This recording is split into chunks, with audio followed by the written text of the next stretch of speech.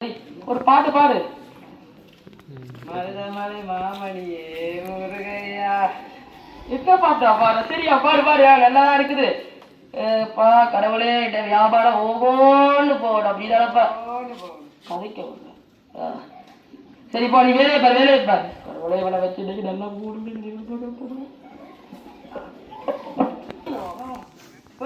சரியா நேற்றும் புள்ள அப்படியே செஞ்சு வந்தா ரோட்டு முறைக்கல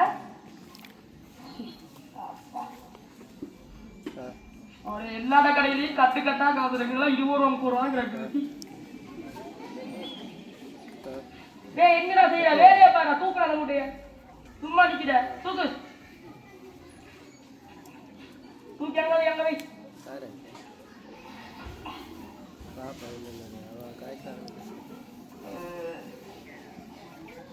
நேற்று காசு 1000 ரூபா, அங்க 30 ரூபா.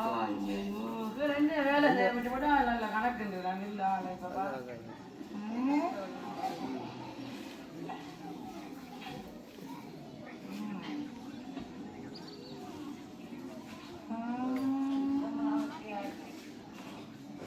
அடே குப்புசாமி, நோட்டு வச்சிட்டியோடா? ஓமண்ணா. போ. என்ன இங்க பாக்குற? போடாங்க. அரே ஒரே நஷ்டமா தான் போகுது. என்ன லாபத்தையே தான். இப்படி போனா கடையை கூட்டிட்டு தட்டு எண்ணி ஒழிக்க வேண்டியதானாங்க.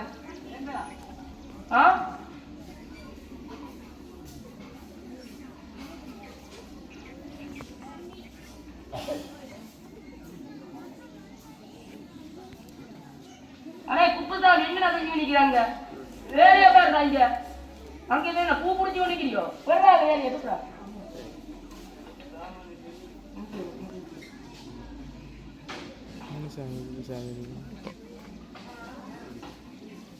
என்ன சத்தங்க? உனக்கு வேற சொல்றாங்க.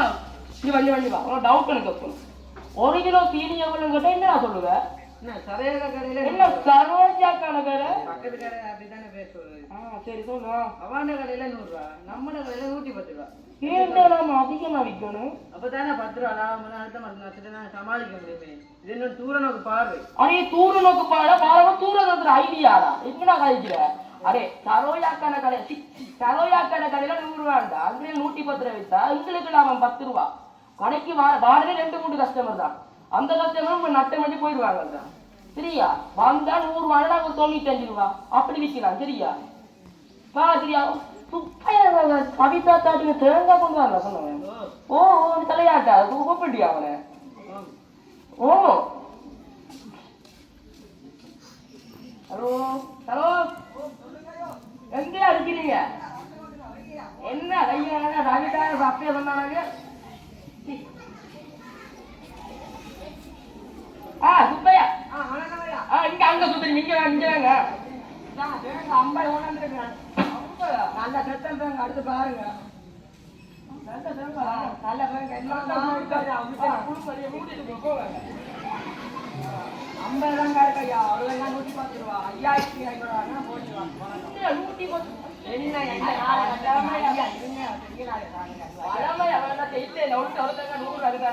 சரியா பழக்கமா தாங்க போயிட்டு வாங்க. வேலை போ.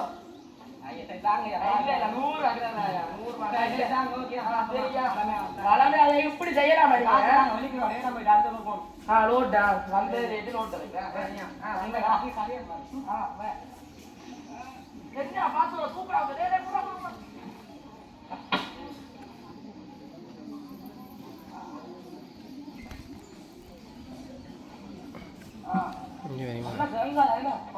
வியாபாரத்தை எப்படி குறைச்சு வேண்டாது.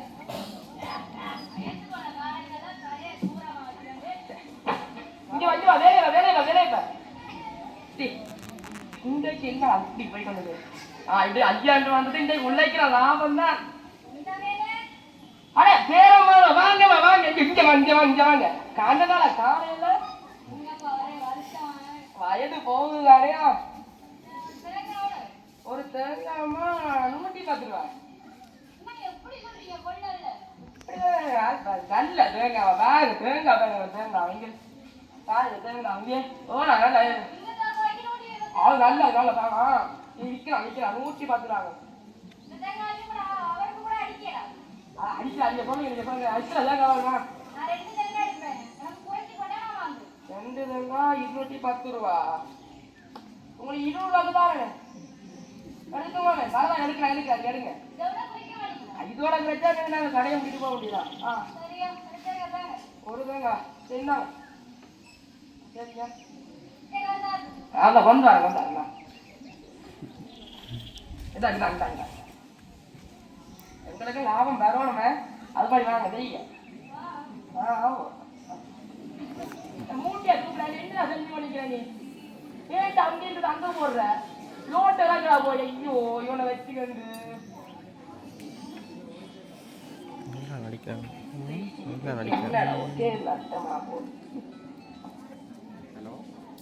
என்னடா அந்த மூட்டையை தூக்கி கொண்டிருக்கிற? போகுது நல்ல வியாபாரம் உங்களுக்கு.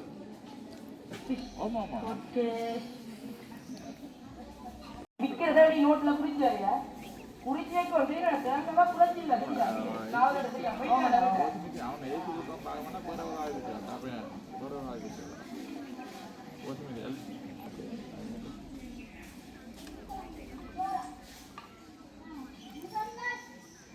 அண்ணா சாப்பிட நான் மட்டும் தான் இருக்கிறேன். சொல்லுங்கண்ணா என்ன தேங்காய் 110 ரூபா. சரி அண்ணா சொன்னவர் புராட்சி வீடு 41 90 ஆகுதா? 335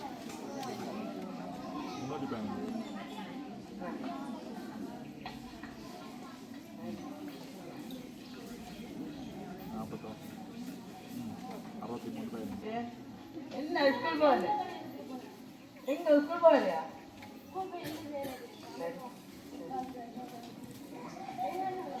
தேங்காய் 110 ரூபா.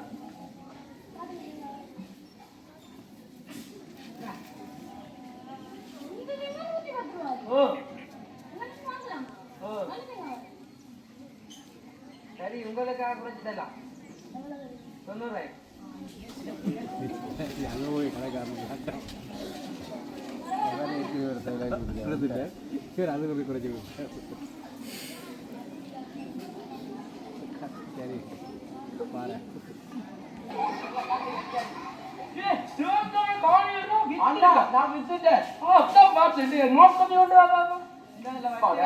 யாரும் செஞ்சுக்கலாம் போல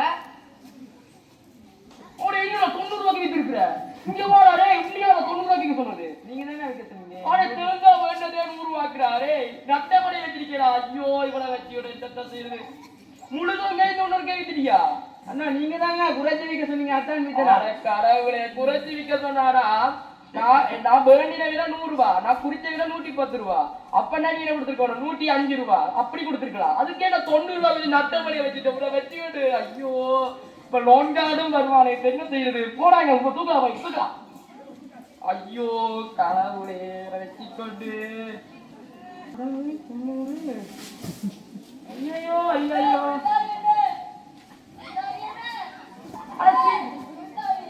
சிந்த வாங்க அடு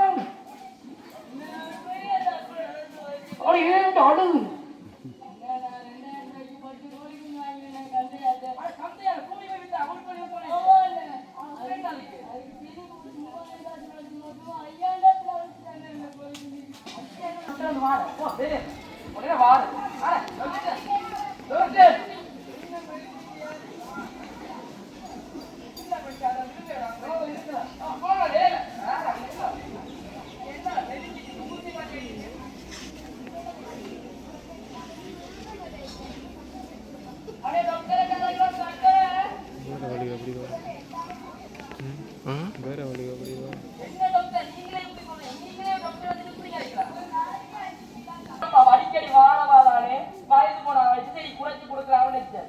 அவ ஒரு 175 வாழ்ந்துட்டாங்க. அடுத்த தின்றான். அவன் ஏன்டா வந்தான்? அவன் கோழியின் தெரியாம நின்று போட்டு எங்கட அவன் கட்டி கொண்டிருக்கிறான். வந்த அவர் அடிக்கடி ஊத்தி சைத்துல அவன் வந்துட்டு 10 உள்ள தண்ணி போட்டு 90 வெளியே விட்டுறான். நீ ஒரே நட்டமாவே இருக்கிற எத்தனை செய்கிறது? என்ன செய்யலாம்? ஒன்றுமே செய்யலாம். அதை பார்த்து கூப்பிடுறாங்க போயிட்டு வேண்டாம். அரே கண்மணியா வாங்க வாங்க.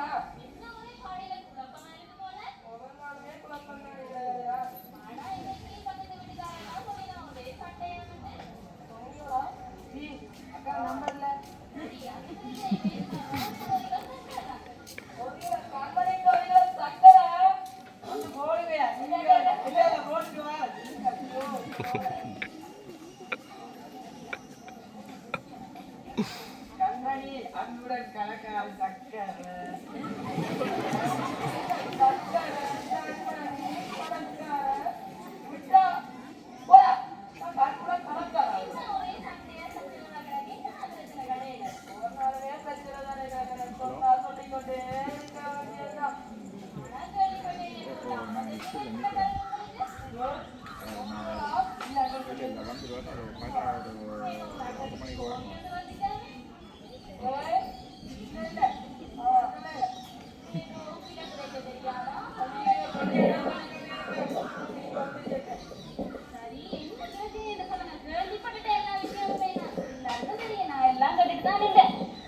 என்ன செய்யறது எல்லாம் கையிலே போயிட்டு அதுக்காண்டி அவனோட அப்படியா சண்டை பிடிக்கிறது? பழமையா பிள்ளைகளே சண்டை வச்சு கொண்டு இருக்கா அவனோட. சரி, பிரச்சனைய சொன்னா குடுப்பு கொண்டு வந்திருக்கா வேலை செய்யாது. பிரச்சனைய சொன்னா முடிவு எந்த கையில? என்ன பிரச்சனை? சரி இவ்வளவு நாடா தெரிஞ்சாங்க உலக வந்தவங்க தானே. இவ்வளவு லாபமா நட்டமா? லாபமும் நட்டமும் உங்களோட கையில இல்ல. நீங்க இவ்வளவு கிட்ட கதையையும் கட்டுட்டு உங்களோட நேரத்தை வீணாக்கி இருக்கீங்களே, அதுதான் உங்களுக்கு பெரிய ஒரு நட்டம். இது எப்படி தெரியுது? இந்த கடையை வச்சுக்கொண்டா ஓட்ட கடல் எடுத்துக்கொண்டு நட்டு கடல்ல போறது இறுக்கி வைக்க லாப நட்டம் தெரியாம. அக்கா ஓட்டை தண்ணி உள்ள போறதுக்கு ஒரு ஓட்டை இருக்கு தானே, தண்ணி வெளியே வரதுக்கு ஒரு ஓட்டை இருக்கு தானே. இப்படி வச்சுக்கொண்டு இவனுக்கு நீங்க அறிவில்லைன்னு சொல்லலுமா? என்ன இந்த கடையில வச்சிருக்கான் பாரு.